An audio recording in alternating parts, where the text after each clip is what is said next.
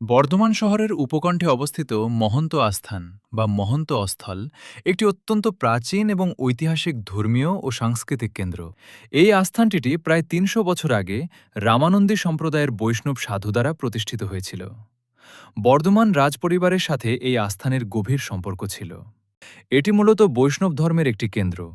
এখানে রামানন্দী সম্প্রদায়ের মহন্তরা বসবাস করেন এবং তাদের সমাধি বা অস্থলি এখানে অবস্থিত বলেই একে মহন্ত আস্থান বলা হয়। এই স্থাপত্যে হিন্দু মন্দির শৈলী এবং ইন্দো ইসলামিক মোগল স্থাপত্যের এক অদ্ভুত মেলবন্ধন লক্ষ্য করা যায়। ছবিতে থাকা বড় গম্বুজ এবং মিনার সদৃশ স্তম্ভগুলি এর প্রমাণ। মন্দিরের গায়ে সূক্ষ্ম টেরাকোটার কাজ এবং দেবদেবীর মূর্তির খোদাই করা রয়েছে, যা বাংলার নিজস্ব স্থাপত্যশৈলীর পরিচয় দেয়। ছবিটিতে দেখা যাচ্ছে যে মূল কাঠামোর কিছুটা জীর্ণ দশা হয়েছে এবং সংরক্ষণের কাজ প্রয়োজন। প্লাস্টার খসে গিয়ে ইটের গাঁথনি বেরিয়ে আসায় এর প্রাচীনত্ব স্পষ্টভাবে বোঝা যায়। এখানে দোলযাত্রা, ঝুলন এবং রাস উৎসব অত্যন্ত ঘটা করে পালন করা হয়। মহন্ত আস্থানের নিজস্ব একটি সংগ্রহশালা বা লাইব্রেরি আছে, যেখানে অনেক প্রাচীন পুঁথি, পাণ্ডুলিপি এবং ঐতিহাসিক নিদর্শন সংরক্ষিত রয়েছে।